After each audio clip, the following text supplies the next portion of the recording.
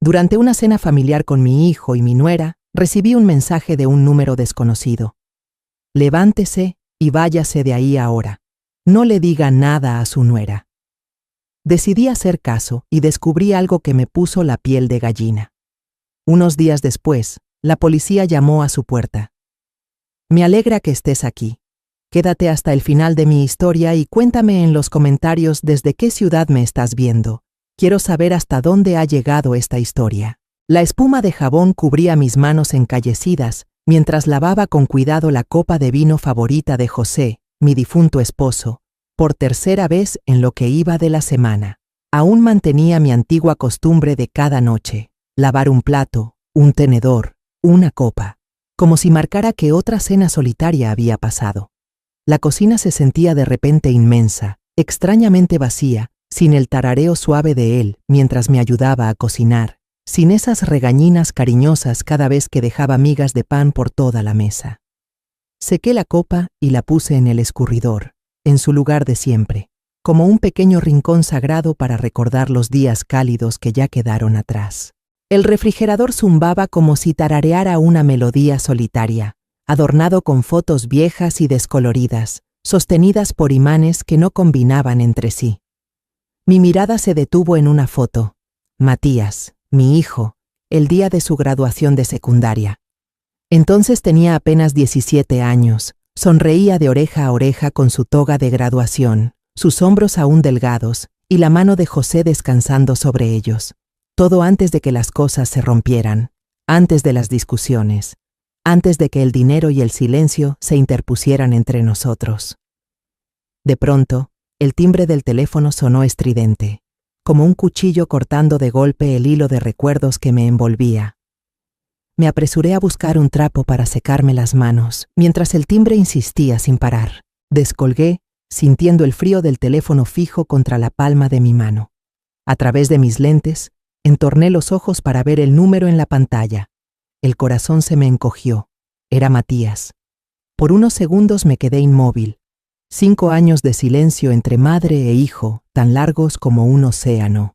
La última vez que hablamos, se fue furioso cuando me negué a prestarle dinero para invertir en un negocio que yo veía lleno de riesgos. José seguramente habría manejado esa situación mejor que yo. Él siempre sabía decir lo correcto en el momento justo. ¿Hola? Mi voz sonó ronca, más grave de lo que esperaba. ¿Mamá? La voz de Matías tenía ese tono vacilante de antes, como cuando era niño, rompía algo importante y no sabía si lo iban a regañar. Soy yo. Apreté el teléfono, sintiendo el corazón golpear tan fuerte que parecía querer salirse del pecho.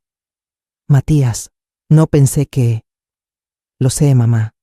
Sé que Dudó, y pude oír su respiración al otro lado de la línea. Ha pasado demasiado tiempo, mucho tiempo. Caminé lentamente hacia mi sillón de siempre, ese que José insistió en que comprara porque me sostenía bien la espalda. El cuero estaba gastado y brillante por los años, testigo de tantas noches viendo las noticias y mañanas de domingo haciendo crucigramas. ¿Estás bien, hijo?, pregunté. Estoy bien, mamá. De verdad muy bien.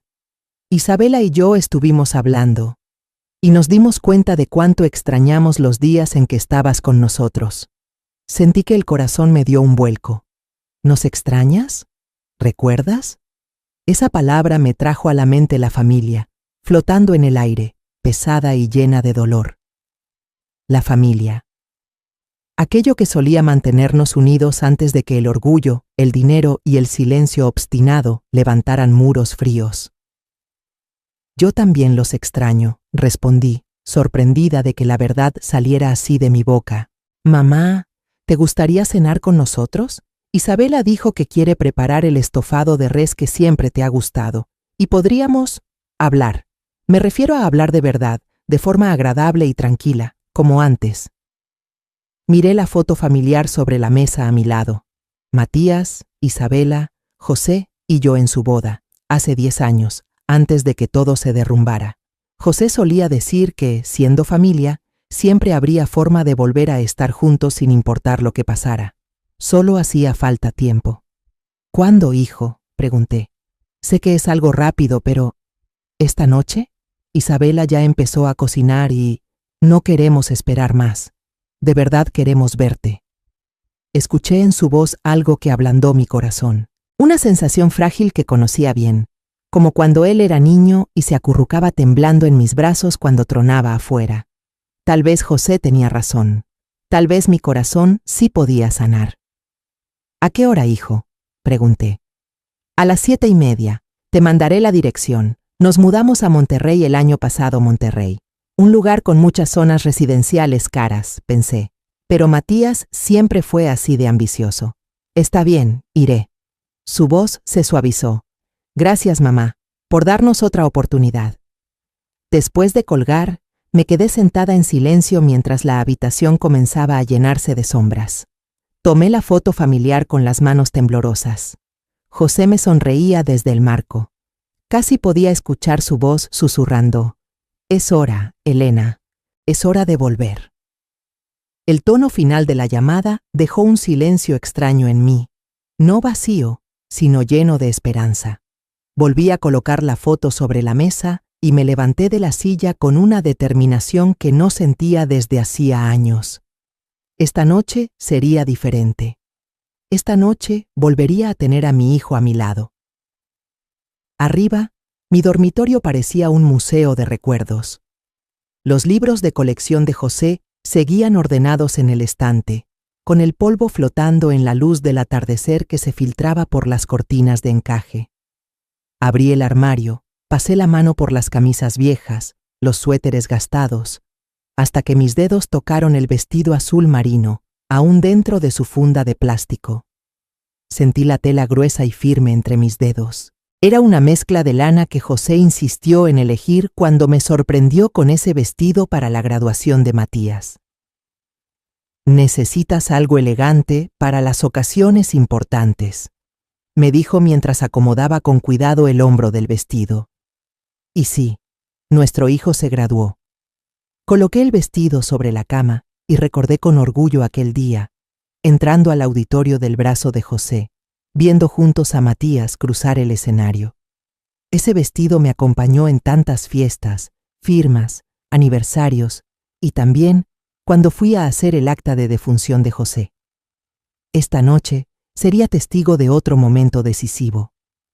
El agua caliente de la ducha relajó músculos que no sabía que había mantenido tensos todos estos años. Mientras me cepillaba el cabello, de pronto me encontré con mi reflejo en el espejo. Unos ojos que brillaban, llenos de esperanza. ¿En qué momento había envejecido?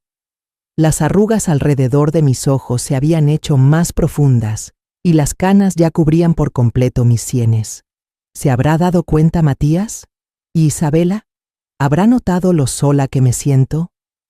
En el tocador del baño, el frasco de perfume Chanel número 5 seguía allí. Fue un regalo de Navidad que José me compró. Lo toqué suavemente, lo tomé y lo rocié en algunos puntos de mi vestido. Cuando terminé de vestirme, me quedé frente al espejo, dándome una última mirada. El vestido aún me quedaba bien, aunque un poco más holgado. Elegí una botella de tequila añejo del armario, como un obsequio para reconciliarnos, algo que cerrara asuntos pendientes del pasado y llevara un poco de esperanza al futuro que tenía por delante. Bajé del autobús en la terminal central de Monterrey justo cuando el reloj marcaba las 8 de la mañana. La larga noche en el vehículo me había dejado la espalda entumida, pero la luz suave de la mañana me despejó. Arrastré mi vieja maleta y esperé un momento, mirando alrededor en busca de quien viniera por mí. No tardé en ver a un hombre con uniforme negro y una placa con el nombre Daniel, junto a una SUV reluciente. Sostenía en alto un cartel que decía Señora Elena. Me acerqué y asentí levemente. Daniel inclinó la cabeza a modo de saludo y con voz cortés dijo: Buenos días, vengo a recogerla por encargo del señor Matías. Con cuidado, tomó mi maleta, la colocó en la cajuela y abrió la puerta para que subiera. Durante el trayecto, Daniel inició la conversación, con un tono pausado, como para relajar el ambiente. El señor Matías está muy ocupado, pero es muy amable. Usted es su mamá, ¿verdad? Siempre habla de usted. Yo solo respondí con un leve sí. manteniendo la vista fija en la ventana. Las amplias avenidas de Monterrey se desplegaban ante mí, flanqueadas por casas tan majestuosas como castillos. Portones de hierro sólidos, jardines recortados con precisión como campos de golf. Pensé para mis adentros que Matías debía estar viviendo bien. En parte me alegré por él, pero esa sensación de distancia seguía pesando. El coche se detuvo frente a un portón automático. Este se abrió lentamente, revelando una mansión blanca impecable, con techo de tejas rojas y hileras de árboles frondosos. Isabela estaba esperando en la puerta principal, vestida con un vestido de seda color crema, sonriendo como si nunca hubiera existido distancia entre nosotras. Se acercó y con voz suave dijo: ¿El viaje no la cansó, mamá? Pase, por favor. Ni una palabra sobre el pasado, sin disculpas, sin gestos de cercanía exagerados. Asentí y la seguí, apretando con fuerza el asa de mi bolso de cuero. Isabela me condujo por un pasillo de mármol, con pinturas abstractas y costosas en ambas paredes. Un aroma tenue de perfume flotaba en el aire, haciéndome sentir un poco mareada. Una mujer mayor, vestida con uniforme de servicio, se inclinó en saludo al pasar junto a mí. No dijo nada, solo asintió levemente, pero su mirada aguda llamó mi atención. Isabela la presentó. Ella es Luisa, nuestra empleada doméstica. Le devolví el gesto con un leve asentimiento, aunque la mirada de Luisa parecía querer decirme algo. Matías apareció desde la sala y se acercó rápido para abrazarme. Me alegra que hayas venido, mamá, dijo con emoción en la voz. Yo solo respondí: a mí también. Su abrazo era cálido, pero no podía evitar sentirlo extraño. Había pasado demasiado tiempo. Isabela intervino enseguida, con tono alegre. Preparamos el platillo que le gusta, mamá. Cochinita pibil, ese puerco al estilo Yucatán que siempre elogia. Sonreí levemente, intentando ocultar la creciente sensación de inquietud. Isabela me llevó al segundo piso y señaló una habitación elegante con un balcón que daba al jardín. La cama tenía sábanas blancas impecables, cortinas de seda suaves, pero la habitación estaba vacía, sin ningún objeto personal. Mamá, descanse un poco, dijo, y se fue. Puse el bolso de cuero sobre la mesa y lo abrí para revisar. La botella de tequila seguía envuelta en el pañuelo bordado, sin una sola grieta. Suspiré aliviada, cerré el bolso y me senté en el borde de la cama, mirando hacia el jardín. Los rosales rojos brillaban bajo el sol, pero no sentí paz alguna. Ese mediodía me ofrecieron una comida ligera, atole de arroz mexicano con un aroma delicioso, acompañado de un plato de fruta fresca ya cortada. Matías contó algunas anécdotas sobre el trabajo y la nueva casa, pero yo solo escuchaba, respondiendo poco. Después del almuerzo, me llevaron a dar un recorrido por la mansión. El estudio de Matías estaba lleno de libros y papeles, su escritorio tan ordenado que me hizo desconfiar. El taller de pintura de Isabela estaba impregnado de olor a óleo, con cuadros de colores vivos colgando en todas las paredes. En la terraza, el estanque de peces koi brillaba bajo el sol, los peces nadando con calma. Yo permanecí en silencio, memorizando cada detalle, sin decir nada. Me invitaron a tomar té en la sala. «Mamá, siéntese aquí, nosotros vamos a la cocina a preparar la cena», dijo Isabela, y junto con Matías desapareció tras la puerta de la cocina. Me quedé sola, con la taza de té en la mano, observando la lujosa habitación. Todo era perfecto, pero yo solo sentía frialdad. Luisa apareció con otra bandeja de galletas. Su mano tembló un poco al dejar la bandeja. Discretamente dejó un portavasos de tela y se marchó. Levanté el portavasos y vi una frase escrita a lápiz: «No beba alcohol». El corazón me dio un vuelco. Doblé rápidamente el portavasos, fingí secarme las manos y lo guardé en el bolsillo. Luisa ya se había ido, sin dejar rastro. Miré alrededor y no vi a nadie. Desde la cocina, la voz dulce de Isabela se escuchó. «Mamá, ¿prefiere cebolla morada o blanca para la salsa?». Respondí al azar: «Morada». Pero mi mente ya no estaba ahí. El mensaje de Luisa me había helado. ¿Por qué me advertía?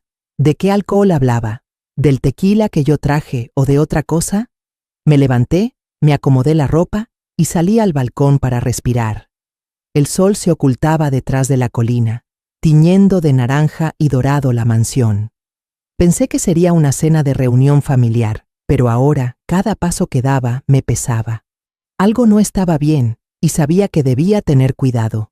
La cena estaba servida en una mesa larga, con un mantel blanco que brillaba a la luz de las velas.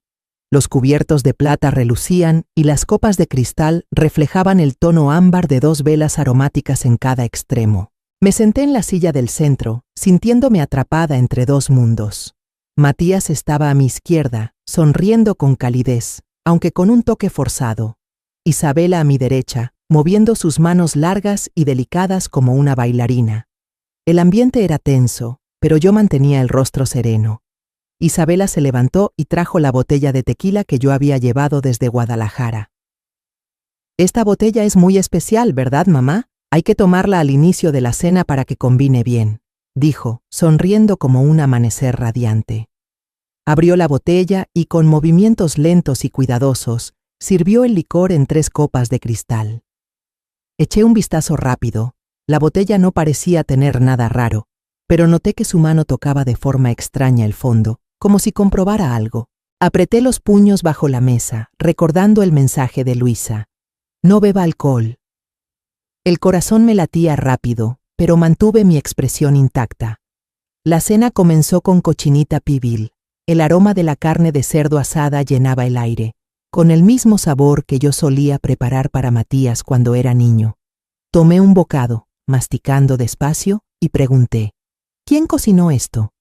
Isabela sonrió y respondió enseguida: «Lo aprendí de un blog de cocina. Por suerte le gustó, mamá». Asentí, pero por dentro no podía evitar sentir cierta desconfianza. Matías levantó su copa para invitarme a beber. «Mamá, prueba. Hace mucho que no brindamos juntos». Choqué mi copa con la suya, pero solo mojé mis labios, sin tragar.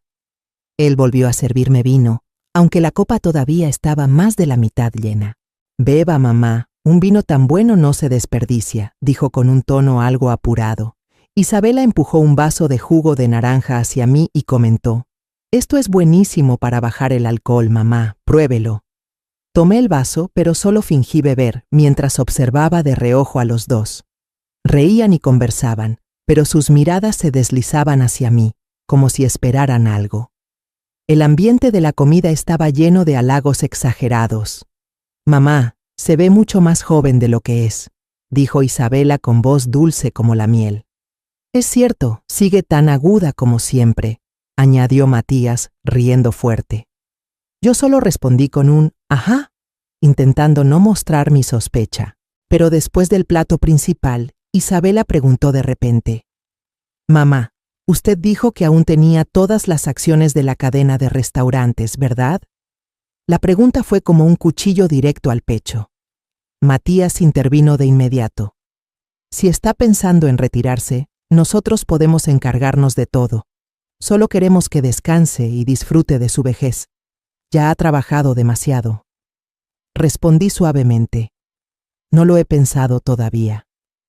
Pero el tono de voz de ambos, la forma en que preguntaban, tan directa y apresurada, me heló la sangre.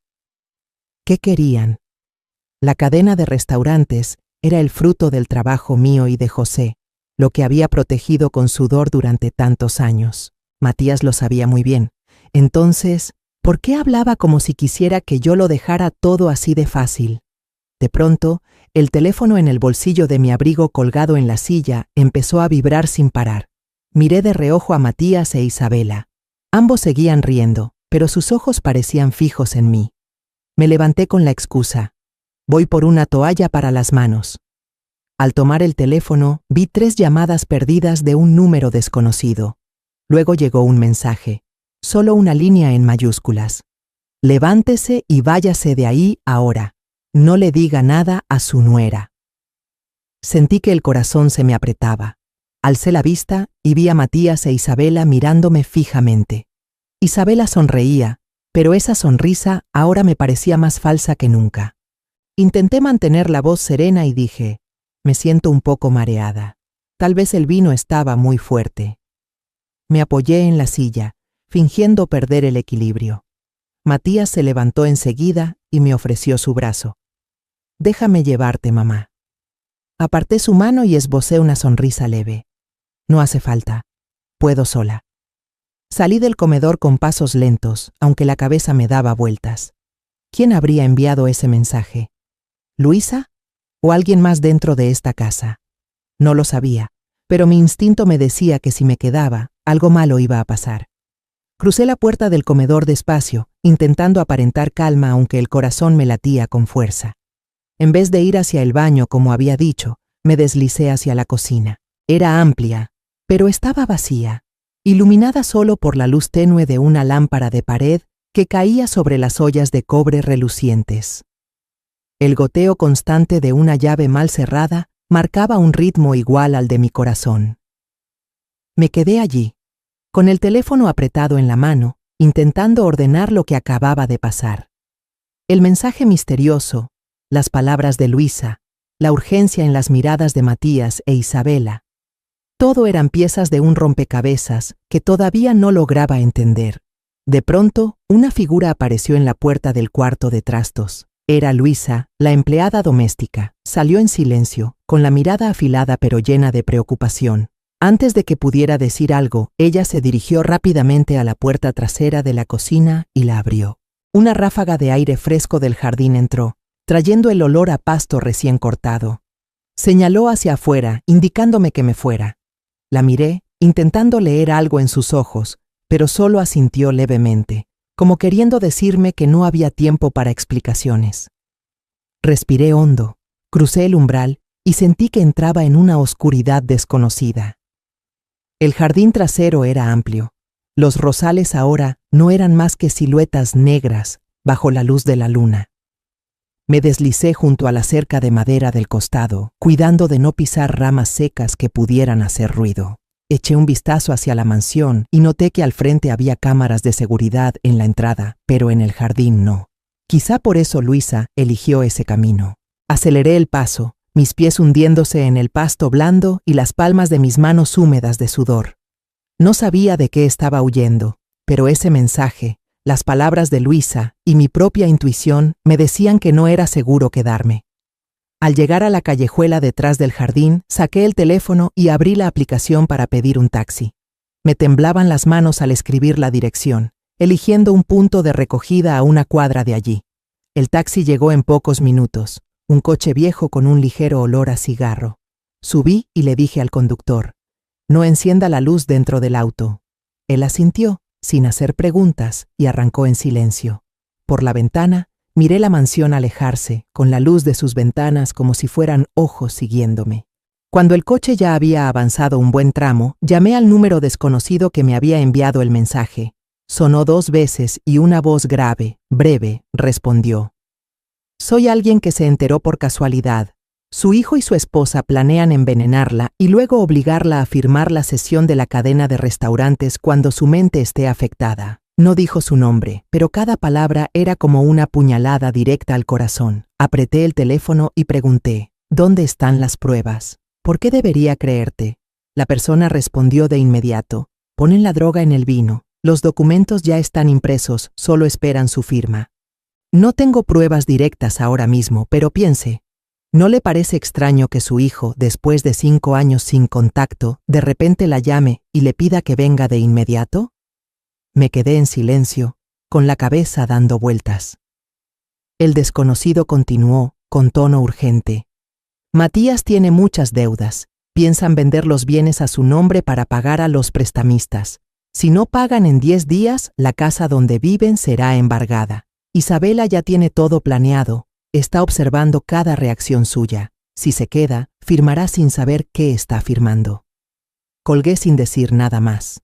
Las palabras de esa persona eran como un viento helado que me recorrió, haciéndome temblar. Matías, el hijo al que llevé en brazos, al que enseñé a sostener una cuchara, ¿ahora quería hacerme daño? ¿Y quién era Isabela para atreverse a planear algo así? No quería creerlo, pero los pequeños detalles, sus miradas, la forma en que me insistían para beber, las preguntas sobre la cadena de restaurantes, todo coincidía con la advertencia. Le pedí al chofer que se detuviera en un barrio pequeño cerca del centro de Monterrey. Renté un cuarto de hospedaje destartalado, con paredes manchadas y una cama que crujía. La dueña, una anciana de cabello blanco, me entregó la llave sin hacer preguntas. Cerré la puerta con llave, me senté en el borde de la cama y abrí el teléfono para revisar mi cuenta bancaria. Todo seguía intacto, pero no me atreví a confiarme. Le envié un mensaje a Amelia, mi abogada en Guadalajara, quien había ayudado a José y a mí con trámites durante 20 años. Amelia, necesito tu ayuda.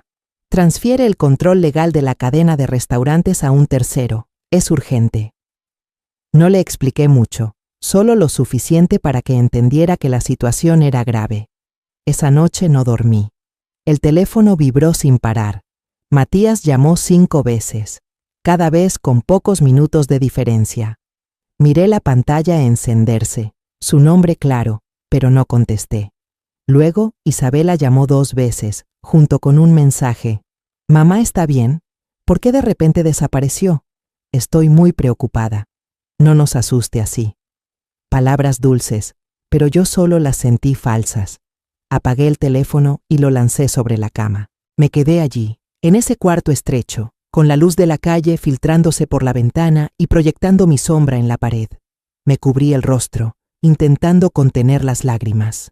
Matías era mi sangre, el hijo por el que había sacrificado toda mi vida. ¿Cómo podía hacerme eso? No quería creerlo, pero la verdad se revelaba poco a poco, tan fría como el filo de un cuchillo. A la mañana siguiente, salí del hospedaje cuando aún había neblina. Las calles de Monterrey estaban llenas de movimiento, pero yo solo buscaba un rincón tranquilo para ordenar todo.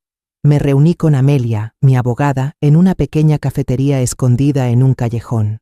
El lugar tenía apenas unas mesas de madera vieja y un aroma a café recién molido que flotaba en el aire. Amelia ya estaba allí, su cabello blanco recogido, las gafas de montura fina sobre la nariz. Cuando entré, levantó la vista, con una mirada seria que no ocultaba la preocupación. «Elena, ¿está bien?», me preguntó, empujando una taza de café hacia mí. Asentí, me senté y puse una memoria USB sobre la mesa. «Aquí está toda la documentación de los bienes, contratos y poderes antiguos. Revísalos y dime si hay algún riesgo». Amelia conectó la USB a su laptop y revisó cada archivo con la velocidad de alguien que lleva décadas en el oficio. Permanecí en silencio. Tomé un sorbo de café, pero el amargor no me despejó. Tras unos minutos, Amelia frunció el ceño y giró la pantalla hacia mí. «Hay una solicitud de acceso al registro mercantil de la cadena de restaurantes de hace 2 días. La IP no tiene origen claro, no es de la notaría con la que trabajamos». Tecleó unas veces más y señaló otro archivo. «Y esto, un borrador de sesión de todo el sistema de restaurantes. En la parte del firmante dice Elena G., con una firma idéntica a la suya, pero sé que usted nunca firmó algo así». Sentí la sangre helarse en mis venas. «¿Cómo consiguieron mi firma?», pregunté con la voz ronca. Amelia negó con la cabeza. «Podría ser falsificada o tomada de un documento antiguo, pero claramente alguien está intentando acelerar la sesión». Recordé el papelito de Luisa, con las palabras «no bebas vino» escritas a prisa. Lo saqué del bolsillo y se lo entregué a Amelia. Creo que quien me advirtió por mensaje fue Luisa, la empleada de la casa de Matías. Ella sabe algo de este plan. Amelia tomó el papel, lo leyó con atención y asintió. «Esto es una prueba importante. Guárdelo bien. Yo enviaré un escaneo a la notaría hoy mismo para que sirva como testimonio. Necesitamos registrar una orden de bloqueo de transferencia de bienes en las próximas 48 horas, antes de que cualquier documento falso sea presentado». Salí de la cafetería con la cabeza dando vueltas, pero más decidida que nunca. Fui directo a una pequeña oficina en las afueras de Monterrey, donde trabajaba Rubén, un ex-detective. Rubén había sido cliente habitual en el restaurante que José y yo teníamos, un hombre callado pero de fiar. Al empujar la puerta, lo encontré sentado detrás de un escritorio desordenado, lleno de papeles y con una taza de café frío. «Señora Elena, ¿cuánto tiempo sin verla?», dijo levantándose para darme la mano. No di rodeos y fui directo al grano. Necesito que investigue a Isabela, mi nuera. ¿Quién es? ¿Qué deudas tiene? ¿Qué hay en su pasado? Necesito saberlo todo. Rubén asintió y anotó rápido en una libreta. Tendré la información en 2 días. Dígame dónde localizarla. Le di el número de teléfono nuevo que había comprado esa misma mañana y me fui. Esa noche dejé la vieja pensión, temiendo que Matías o Isabela pudieran dar conmigo. Renté un cuarto pequeño en una casa de huéspedes en una zona residencial de Apodaca, no muy lejos del centro de Monterrey. El dueño, un hombre de mediana edad con una sonrisa amable, no preguntó nada cuando le di un nombre falso. La habitación era estrecha, con una cama individual, una pequeña mesa de madera y una ventana que daba a un callejón oscuro. Cerré la puerta, corrí las cortinas y me senté a repasar todo. No abrí redes sociales ni respondí llamadas de Matías o Isabela. Mi teléfono viejo, ya apagado, estaba guardado en mi bolso. Sabía que si revelaba mi paradero, las cosas podían empeorar. Al amanecer, cuando los primeros rayos de sol se filtraban por la cortina del pequeño cuarto en Apodaca, mi teléfono vibró. Era Rubén, con una voz grave y un poco ronca, como si acabara de despertar tras una noche de trabajo. Señora Elena, tengo más información sobre Isabela y Matías, dijo. Me incorporé de golpe, apretando el teléfono, lista para escuchar lo que sabía que me rompería el corazón. Rubén no se anduvo con rodeos. Isabela no tiene un trabajo estable. Hace 3 años estuvo involucrada en la quiebra de una empresa en Puebla. Además, es socia en un casino ilegal y tiene vínculos con una banda de usureros en la zona. Respiré hondo, tratando de mantener la calma. ¿Y Matías? Pregunté con un leve temblor en la voz. Él tampoco está limpio. Su nombre está en una lista negra por una deuda de 2 millones de pesos de hace 2 años. Con los intereses acumulados, ahora la deuda se ha duplicado. Colgué y dejé el teléfono sobre la mesa, con las manos temblando. Lo que Rubén me dijo no solo confirmaba mis sospechas, sino que era como otra puñalada en el corazón. Matías, el hijo que había criado con tanto cuidado, en quien había puesto la esperanza de continuar el legado de su padre, ahora estaba hundido en deudas y conspiraciones. Abrí la ventana para dejar entrar el aire fresco, pero la sensación de asfixia no desapareció. Saqué el papel que me dio Luisa y volví a leer las palabras «No beba vino». Llamé al número desconocido que me había enviado la advertencia. Esta vez, la voz de Luisa sonó clara y firme. «Señora Elena, sabía que me llamaría». Ella contó, con un tono grave pero lleno de determinación. Matías pidió dinero a través de un intermediario de un grupo criminal organizado. No solo planea engañarla para quedarse con sus bienes. También usó su nombre para hipotecar temporalmente la propiedad de la cadena de restaurantes y así pagar parte de la deuda. Escuché por casualidad a la pareja hablar en la cocina sobre el plan de ponerle algo en el vino y de cómo la obligarían a firmar documentos. No podía permitir que eso pasara. Apreté el teléfono, sintiendo una mezcla de gratitud y dolor. ¿Por qué arriesgarse así, Luisa?, pregunté. Ella respondió. Porque yo también fui traicionada por mi propia familia. No quiero que usted sufra el mismo destino. Le agradecí y colgué. Mi cabeza daba vueltas, pero sabía que no podía detenerme. Justo en ese momento, el teléfono volvió a vibrar. Un número desconocido, pero esta vez era la voz grave y profesional de un hombre que se presentó como el oficial Daza, jefe de policía de Monterrey. Señora Elena, hemos recibido un reporte anónimo sobre un intento de envenenamiento relacionado con usted. Necesitamos que venga a declarar. ¿Podría presentarse en la comisaría mañana por la mañana? Acepté de inmediato y acordé verlo a las 8 en punto. Sabía que ese reporte anónimo podía venir de Luisa, pero no pregunté más. Solo quería que la verdad saliera a la luz. Esa tarde, mientras estaba sentada en la habitación de la pensión revisando de nuevo el correo de Amelia sobre la orden de congelar los bienes, el teléfono vibró otra vez. Un mensaje de Isabela. «Mamá, ya no te enojes. Solo nos preocupamos por ti». Palabras dulces, pero para mí sonaban falsas. Le contesté, tecleando cada palabra con contención. «Será mejor que se ocupen de ustedes mismos. No piensen en aprovecharse de nada que me pertenezca. Minutos después, llegó otro mensaje de Isabela, con un tono totalmente distinto. Si crees que podrás vivir tranquila después de echarnos a la calle, estás muy equivocada. Leí el mensaje y sentí un nudo en el pecho. Ya no quedaban dudas. Isabela había mostrado sus verdaderas intenciones. No solo quería la cadena de restaurantes, sino que estaba dispuesta a amenazarme. Apagué el teléfono, lo dejé sobre la mesa y traté de mantener la calma. Saqué la botella de tequila de mi bolso de cuero, la puse sobre la mesa y la miré como a una reliquia dolorosa. Esa botella era el último regalo de José, algo que llevé con la esperanza de reconciliar a la familia. Ahora, se había convertido en parte de un plan de traición. Pasé la mano por el pañuelo bordado que la envolvía, recordando los días en que bordé cada puntada para Matías. Pensé que lo apreciaría, que entendería el amor que le tenía. Pero ahora, todo eso quedaba en el pasado. Me levanté y salí al pequeño balcón de la habitación. En el callejón de abajo, unos niños jugaban a la pelota. Sus risas resonaban.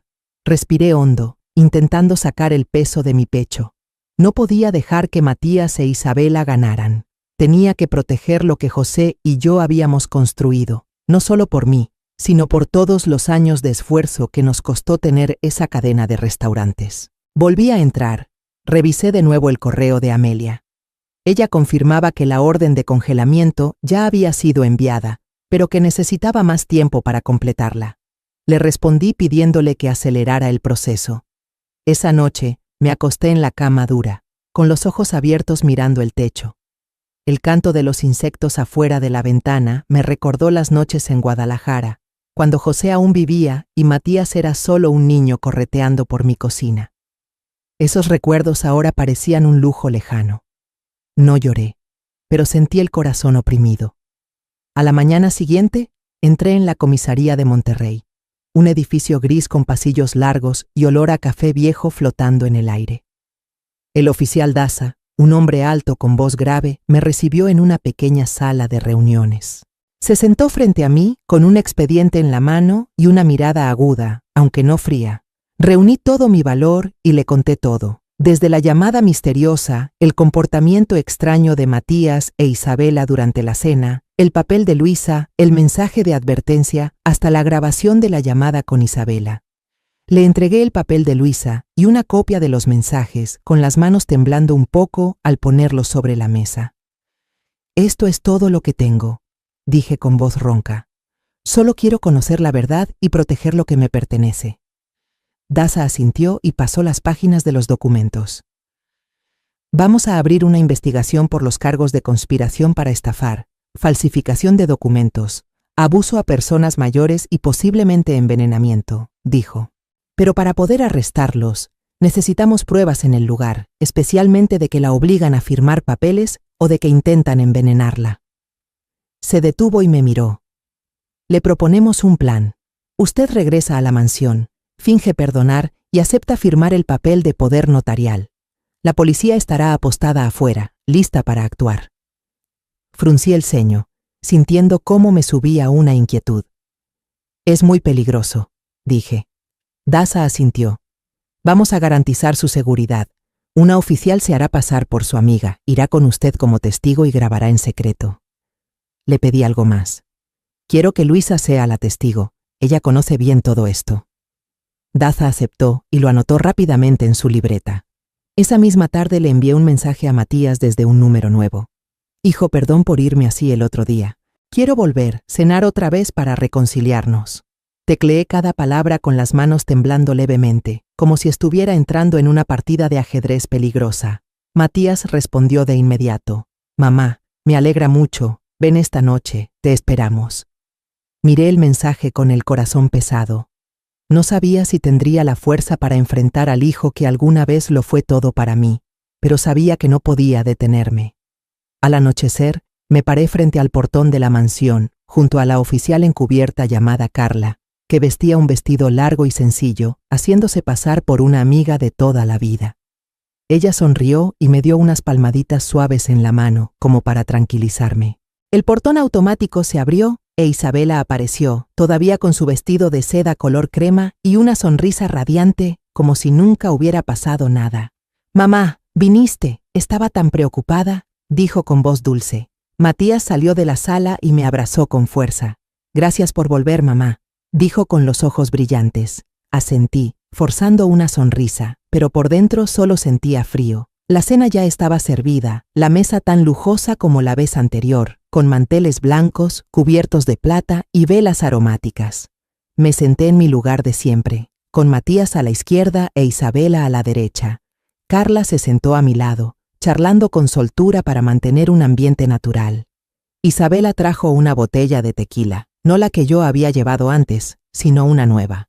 «Esta vez preparamos un licor especial para ti, mamá», dijo, llenando mi copa. «Ahora sí vas a beber, ¿verdad?», preguntó, con voz suave pero una mirada afilada como cuchillas. Sonreí con frialdad, levanté la copa para brindar con ellos, pero solo mojé mis labios sin tragar ni una gota. Carla hizo lo mismo, fingiendo beber para no levantar sospechas. La comida continuó con platos conocidos, tacos de pescado, salsa de cebolla morada y un plato de churros calientes. Comía despacio, observando cada gesto de Matías e Isabela.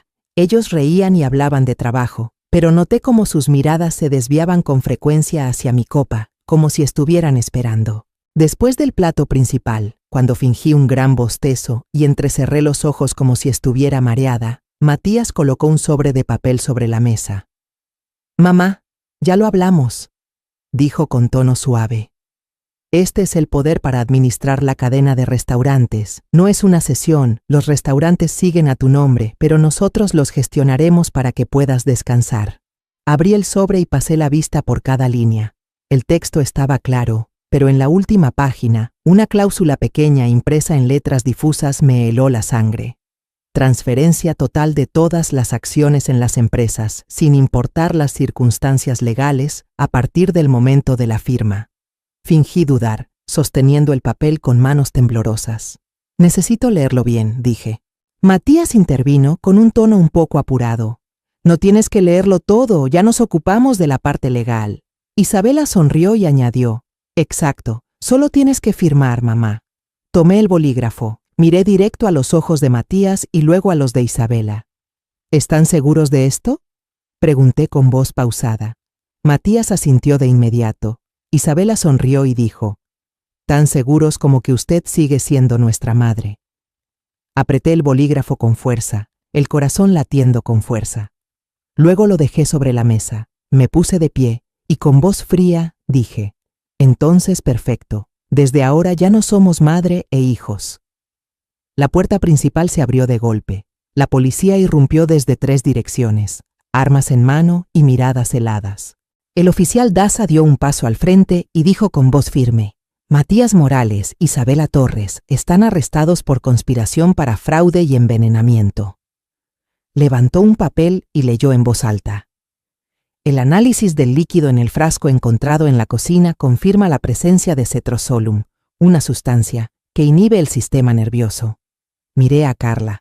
Ella asintió levemente, confirmando que la cámara oculta había grabado todo.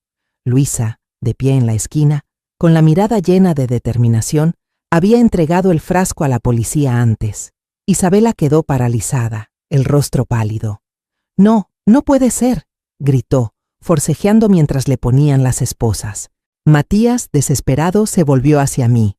«¿Qué está pasando? Mamá, ¿qué está haciendo?». Saqué el teléfono, con voz tranquila pero cortante. «Solo estoy protegiendo lo que tu padre dejó, y protegiéndome a mí misma». Me di la vuelta y salí del comedor sin mirar atrás. Los gritos de Matías e Isabela resonaban a mis espaldas, pero no les presté atención. Carla caminó a mi lado, puso una mano sobre mi hombro. «Lo hizo muy bien, señora Elena», dijo. Asentí, pero el peso en mi pecho no se aligeró. No sentía victoria, solo un vacío doloroso. Al llegar al patio, inhalé profundamente. El aire fresco de la noche me despejó un poco. Daza se acercó y dijo: «Los llevaremos a la comisaría para interrogarlos. Debería descansar. La contactaremos después». Le agradecí y subí al auto policial para regresar a la pensión. Me senté en una pequeña sala de la comisaría de Monterrey. La luz de los tubos fluorescentes hacía el ambiente aún más frío. El sonido de sillas arrastrándose, de hojas pasando, y las voces graves de los investigadores resonaban desde el pasillo. El interrogatorio de Matías e Isabela se llevaba a cabo en 2 salas separadas, pero yo no participé. Ya había entregado todas las pruebas, el papel de Luisa, la grabación de mi llamada con Isabela y los documentos que Amelia había reunido sobre sus intentos de falsificar mi firma. El oficial Daza me pidió que esperara, asegurando que todo se estaba manejando. Asentí, aunque el peso en mi interior no disminuía. No quería escuchar la voz de Matías o de Isabela, no quería verles la cara. Lo que habían hecho era suficiente para borrar cualquier recuerdo de una familia que alguna vez fue feliz. Amelia llegó con una pequeña maleta que contenía los contratos originales notarizados y el inventario de bienes de la cadena de restaurantes. Entró con su cabello plateado recogido y una voz segura. Elena, no se ha transferido nada. Lo revisé bien, pero debemos sellarlo todo de inmediato para evitar riesgos. Asentí, agradecida por su dedicación. Trabajamos con un oficial para completar el procedimiento de sellado. Cada firma que estampaba en los documentos era como cerrar un capítulo de mi vida, uno que pensé dejaría a Matías. Llamaron a Luisa para que sirviera de testigo. Entró despacio pero con la mirada firme. Frente a Daza y los investigadores, relató cada detalle. Cómo escuchó por casualidad a Matías e Isabela susurrando en la cocina sobre el plan de poner algo en el vino, el día que vio a Isabela recibir un frasco de un hombre desconocido en la entrada y cómo escribió apresurada la nota para advertirme. No podía quedarme mirando cómo dañaban a la señora Elena. Dijo con la voz ligeramente temblorosa. Sé lo que se siente cuando un familiar te traiciona. La miré, sintiendo gratitud y dolor al mismo tiempo. Luisa, una extraña, había arriesgado más por mí que mi propia sangre. Daza informó que a Luisa se le otorgaría protección temporal y apoyo para tramitar la residencia permanente, como una recompensa por su valentía. Asentí, sintiendo alivio de que ella estaría a salvo. Pero luego Daza transmitió un mensaje de Matías. Quiere verla. Dice que quiere hablar por última vez. Dice que está muy arrepentido. Negué con la cabeza, con voz fría. Tuvo 5 años para decir eso, ahora ya no tengo nada que escuchar. Daza no insistió, solo asintió y se alejó. Sabía que no podía enfrentarme a Matías, no por enojo, sino porque temía que, al mirarlo a los ojos, volvería a ablandarme, a recordar al niño que alguna vez me tomó de la mano en la vieja cocina. Isabela fue detenida de manera preventiva antes del juicio. Daza dijo que enfrentaba cargos por conspiración para envenenar, abuso de personas mayores, fraude patrimonial y falsificación de documentos notariales. Si era declarada culpable, podía enfrentar de 12 a 20 años de prisión, dependiendo de su nivel de cooperación. Matías también estaba detenido, pero no quería saber nada más de él. Solo quería irme de ese lugar, lejos de los recuerdos que me estaban asfixiando. Regresé a Guadalajara en un autobús nocturno, con las luces de la calle pasando frente a la ventana como trazos difusos. Al llegar a casa, abrí la puerta y entré en la cocina familiar. El olor a madera vieja y especias secas seguía allí, pero el ambiente estaba más silencioso que nunca. Me acerqué al refrigerador y quité la foto que tenía con Matías en su graduación. Miré su sonrisa, aquella que alguna vez me llenó de orgullo, y guardé la foto en una pequeña caja de madera. En su lugar, pegué en el refrigerador la imagen del letrero del primer restaurante que José y yo levantamos, con la palabra La Familia grabada en madera, ya descolorida pero aún legible. Eso era lo que necesitaba recordar, lo que valía la pena conservar. Unos días después, Daza volvió a llamar con voz grave pero seria. Seguimos vigilando la situación. El grupo de prestamistas que está detrás de Matías aún no se ha expuesto. Debería tener cuidado. Le agradecí y luego le dije, quiero ver a Luisa, la que me advirtió. ¿Dónde está? Daza me dio la dirección de un apartamento temporal en las afueras de Monterrey, donde Luisa estaba bajo protección. La anoté, prometiéndome agradecerle como se merecía. Una mañana temprano, fui en coche a la sucursal de mi restaurante en Guadalajara. Luisa ya estaba allí, A mi invitación transmitida por Daza. Estaba de pie junto a la puerta, con un suéter sencillo y el cabello canoso recogido en la nuca. Me acerqué sonriendo. Luisa, gracias. Ella solo asintió, con una mirada bondadosa. La conduje a la cocina del restaurante, donde el aroma de arepas y salsa de tomate se esparcía por el aire. Saqué de mi bolso un manojo de llaves de la despensa y lo puse en su mano. No hay nadie más indicado para cuidar esta cocina que alguien que sabe proteger a los demás en silencio, le dije. Luisa me miró con los ojos llenos de lágrimas. Doña Elena, yo solo hice lo correcto, respondió con voz entrecortada. Nos sentamos a compartir un desayuno sencillo, arepas, frijoles guisados y café negro. Le conté a Luisa sobre los primeros días del restaurante, sobre José, sobre el sueño que alguna vez construimos juntos. Ella escuchaba, asintiendo de vez en cuando, y sonriendo suavemente cuando yo recordaba las veces que quemé algún platillo. Por primera vez en muchos días, sentí alivio en el corazón. No era porque Matías o Isabela estuvieran presos, sino porque había encontrado a una amiga, alguien que entendía el valor de la honestidad. Regresé a casa cuando la tarde ya caía. La casa seguía silenciosa, pero ahora ya no me sentía sola. Encendí la radio, la música ranchera empezó a sonar, recordándome aquellos días en que José cantaba mientras cocinaba. Me quedé de pie en la cocina, tomé una de sus viejas copas de vino y serví un poco de tequila que quedaba en la botella pequeña que guardaba en casa. Levanté la copa y susurré. José, estoy haciendo lo correcto, ¿verdad? Luego bebí un sorbo. El ardor me despejó. Sabía que la batalla no había terminado, pero había recuperado mi fuerza, esa que creí perdida desde que Matías me dio la espalda. Me senté en la pequeña oficina de Amelia en Guadalajara. La luz de la ventana caía sobre el viejo escritorio de madera, donde un montón de documentos reposaba ordenado. Amelia empujó hacia mí un legajo, su voz era grave y firme. Elena, este es el poder notarial para la administración de la cadena de restaurantes. El nuevo consejo de administración ya está listo. Son personas en las que confío. Pasé cada página. Mi firma en cada hoja era como una despedida a los años en que José y yo trabajamos con sudor para levantar esto.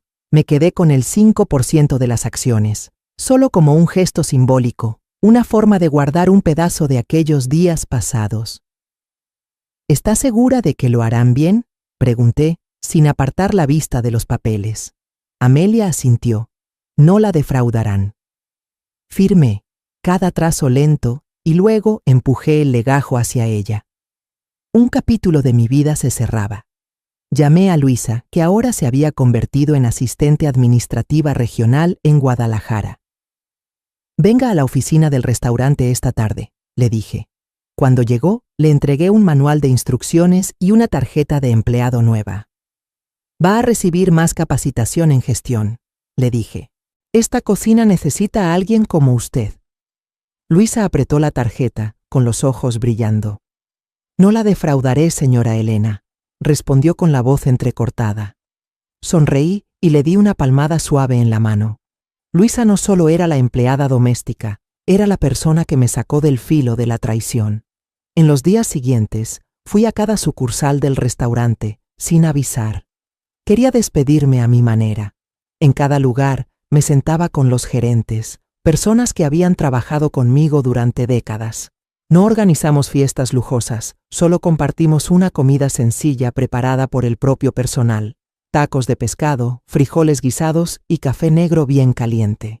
En la última sucursal, me quedé en la cocina, observando a los jóvenes cocineros riendo y charlando, sus manos rápidas picando verduras, horneando pan. Saqué de mi bolso unos frascos pequeños de mermelada que yo misma había hecho, cada uno con una nota. No olvides mantener el amor en la comida. Se los entregué a cada gerente. Ellos me abrazaron con los ojos enrojecidos. Señora Elena, la vamos a extrañar, dijo uno. Asentí, sin decir nada más, queriendo guardar ese momento en mi corazón. Con todo terminado, subí a un autobús de larga distancia, sin avisar a nadie. Mi equipaje era solo un bolso de cuero viejo, con unas cuantas mudas de ropa y la última botella de tequila de José. El autobús rodó por campos secos y luego por caminos costeros llenos de brisa. Me bajé en un pequeño pueblo cerca de Sayulita, en Nayarit, donde el mar azul se extendía y el aire olía a sal. Alquilé una cabaña de madera, con un patio trasero donde crecían unos limoneros, y una cocina abierta con vista a las olas. La dueña, una anciana de piel morena, me entregó las llaves y dijo: «Le va a gustar este lugar, es muy tranquilo». Asentí, sintiendo cómo una paz rara y profunda empezaba a instalarse en mi interior. Cada mañana me levanto temprano y camino hasta el mercado de pescado junto a la costa. Elijo verduras frescas, algunos pescados que aún tienen las escamas brillantes y unas limas maduras. Al volver a casa, preparo platillos sencillos: pan de maíz asado en horno de barro, sopa de pescado aromática y jugo de lima agridulce. Decidí abrir una pequeña cocina en mi cabaña de madera, sin letrero ni publicidad. Solo es un lugar donde los trabajadores, pescadores y mujeres solteras de la zona pueden pasar a comer un plato abundante a bajo precio, o gratis si no tienen dinero. Los niños del pueblo empezaron a llamar a mi lugar la casa de Doña Elena. Suelen correr por el patio, agitar la mano y gritar: «Doña Elena, ¿mañana puedo comer pan de maíz?». Yo sonrío, asiento con la cabeza y siento un calor extraño en el corazón. Un mes después, recibí noticias de Amelia. Matías e Isabela habían sido acusados formalmente y esperaban la fecha del juicio. La prensa comenzó a hablar del caso, llamándolo el fraude de herencia de Monterrey. No leí los periódicos ni quise escuchar más sobre ellos. Solo quería olvidarlo, vivir lo que me quedaba sin la sombra de la traición. Una tarde, mientras recogía la mesa del patio, llegó una carta con la letra clara de Luisa en el sobre. «Gracias por confiar en mí», escribió. «Gracias a usted, ya no soy solo la que limpia la cocina. Estoy aprendiendo a administrar y le prometo que mantendré su cocina siempre llena de amor». Doblé la carta, sonreí y sentí un poco de orgullo. Luisa había encontrado su propia luz, como yo estaba encontrando la mía. Un día, cuando el sol doraba el mar, un hombre sin hogar se acercó. Estaba delgado, con la ropa desgastada, y se quedó de pie en silencio frente al patio. «No tengo dinero, solo quisiera un plato de arroz caliente», dijo en voz baja. Asentí e invité a que se sentara en la mesa de madera afuera. Serví un plato de sopa de pescado humeante y añadí un trozo de pan de maíz crujiente al lado. Comió despacio, y sus ojos se iluminaron al morder el pan. «Gracias, señora», dijo con voz entrecortada. Sonreí sin cobrarle nada, y solo le dije: «Venga mañana también». Él asintió y se marchó, su figura perdiéndose en la luz del atardecer. Me quedé en el patio, mirando las olas golpear la orilla. A lo lejos, se escuchaban las risas de los niños mezcladas con el sonido del viento. Ya no era Elena, la dueña de una cadena de restaurantes, ni la madre de Matías. Ahora era doña Elena, la del pueblo, la que cocina comidas sencillas y abre su puerta a quien necesite un lugar donde sentirse en casa. Sé que el juicio de Matías e Isabela pronto terminará, pero no me interesa el resultado. He encontrado una nueva vida, un nuevo letrero, no grabado en madera, sino en el corazón de quienes pasan por mi cocina. Cada mañana en Sayulita, me levanto cuando apenas asoma el amanecer, tiñendo de oro el mar brillante. Abro la puerta de la cabaña y salgo al patio, respirando el aire salado mezclado con el aroma de los limoneros que tengo en la parte trasera. Hoy, como todos los días, me preparo para abrir la cocina. Coloco una maceta pequeña en la entrada, unas margaritas silvestres recogidas al borde del camino, puestas en un viejo jarrón de barro. Los niños del pueblo pasan corriendo, con los pies descalzos sobre la arena, saludando a gritos. «Buenos días, doña Elena». Yo sonrío, les devuelvo el saludo y siento el calor suave del sol de la mañana. Me llaman doña Elena como si siempre hubiera sido parte de este lugar, aunque no llevo aquí ni un año. Entro a la cocina y enciendo el pequeño horno de barro. El sonido de la leña crepitando marca el ritmo. La olla de sopa de huesos empieza a hervir. Su aroma se mezcla con el humo ligero que sube del fuego. Pico unas zanahorias, añado un poco de cebolla y cilantro, y remuevo la sopa. Hoy también haré pan de maíz, el favorito de los niños del pueblo. Amaso la masa, con las manos cubiertas de harina, y esa sensación me recuerda los primeros días del restaurante con José. En aquel entonces, también hacíamos todo a mano, sin máquinas, sin prisas, con la única alegría de ver a los clientes disfrutar cada bocado. Un anciano del pueblo, don Miguel, pasó caminando lentamente con su bastón. Se detuvo y me miró mientras yo limpiaba las mesas del patio. «Su anillo de boda es viejo, pero todavía brilla mucho», dijo, señalando el anillo de plata en mi mano. «¿Por qué no se lo quita?» Sonreí y acaricié suavemente el anillo, ya gastado en los bordes, pero que seguía reluciendo bajo el sol. «Porque nunca he olvidado a mi esposo», respondí, «pero aprendí a olvidar las cosas que él no hubiera querido que guardara para siempre en mi corazón». Don Miguel asintió, como si entendiera lo que decía, y siguió su camino, su figura delgada perdiéndose por el sendero de arena. Al mediodía, mientras servía sopa a un grupo de pescadores que pasaban por allí, apareció el cartero del pueblo con una carta en la mano.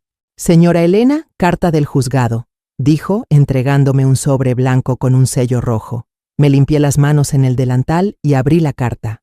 Era el resultado del juicio de Matías e Isabela. Matías fue condenado a 18 años de prisión, sin reducción de pena, por el delito de fraude intencional contra un familiar. Isabela recibió 12 años, más 5 años de inhabilitación para participar en actividades comerciales después de cumplir la condena. La policía también estaba ampliando la investigación sobre la red de usureros detrás del caso. Cuando terminé de leer, doblé la carta sin sentir alegría ni satisfacción. Solo había un vacío pesado en mi interior. Entré a la casa, abrí la pequeña caja de madera que estaba en el estante alto y puse la carta junto a la foto de boda de Matías, las recetas antiguas de José y el pañuelo bordado que alguna vez llevé a Monterrey. Cerré la caja con llave y la empujé hasta la esquina del estante, como queriendo cerrar un capítulo doloroso de mi vida. Unos meses después, Luisa llegó a Sayulita para pasar sus primeras vacaciones. Traía a su pequeño nieto, Juanito, un niño vivaz con una sonrisa radiante. La recibí en el patio y abracé a Luisa con fuerza. «¿Llegaste? Entra, ya tengo la comida lista», le dije, guiándolos hacia el porche, donde había dispuesto una mesa sencilla, sopa de pescado, tortillas de maíz y una jarra de jugo de lima. Juanito corría por el patio persiguiendo a unos gatos callejeros, mientras Luisa y yo nos sentábamos a conversar como dos viejas amigas. Me habló de su trabajo en un restaurante de Guadalajara, de las veces que estuvo en la cocina dirigiendo a los chefs jóvenes y del orgullo que sentía al ser llamada asistente ejecutiva. «Usted me dio la oportunidad de vivir de otra manera», dijo Luisa, con los ojos brillantes. Le tomé la mano y respondí, «Y usted me dio la oportunidad de sobrevivir». Comimos, reímos, y por primera vez en mucho tiempo sentí que tenía una familia, aunque no de sangre. Luisa me contó sus planes. Quería abrir una clase de cocina para niños pobres en Guadalajara. Asentí y le prometí ayudarla a conseguir financiamiento con las ganancias del restaurante. Juanito se acercó con una ramita de flores silvestres en la mano y me la dio. «Para la señora Elena», dijo, y salió corriendo. Miré la flor con una calidez extraña en el corazón. Dos mujeres, que antes habían sido patrona y empleada, ahora éramos compañeras, compartiendo una comida bajo el sol marino. Cuando Luisa y Juanito se fueron al final del día, me quedé en el porche y abrí mi viejo cuaderno. Escribí unas líneas con letra lenta. No todas las que tienen hijos son llamadas madres, y no todos los que no tienen la misma sangre son extraños. Perdí un hijo, pero me encontré a mí misma y a personas que me quieren de verdad. Cerré el cuaderno, lo dejé sobre la mesa y me levanté para mirar el mar. Una brisa ligera soplaba, trayendo el sonido constante de las olas. Las risas de los niños en la calle seguían sonando, como una canción familiar del pueblo. Volví a la cocina y empecé a preparar el día siguiente. Una nueva tanda de masa para tortillas, unos pescados frescos que había comprado en la mañana y una jarra de jugo de maracuyá. Mi vida ya no giraba en torno a intrigas o planes ocultos. Era sencilla, llena de amor, y yo, ahora, era una madre distinta. No la madre de Matías, sino la señora Elena de todo un pueblo, donde encontré la paz y un nuevo sentido para mi vida. La historia que contamos es ficticia, pero está basada en algunos hechos reales. Los nombres y lugares han sido cambiados para proteger la identidad de quienes estuvieron involucrados. No contamos esto para juzgar, sino con la esperanza de que alguien escuche y se detenga a pensar: ¿cuántas madres están sufriendo en silencio dentro de su propia casa? Siento verdadera curiosidad. Si fueras tú en mi lugar, ¿qué harías? ¿Elegirías callar para mantener la paz o te atreverías a enfrentarlo todo para recuperar tu voz? Quiero saber lo que piensas, porque cada historia es una vela que puede iluminar el camino de alguien más. Dios siempre bendice, y yo creo firmemente que el valor nos lleva a días mejores. Mientras tanto, en la pantalla final te dejo 2 de las historias más queridas del canal. Te aseguro que te sorprenderán. Gracias por haberte quedado hasta aquí.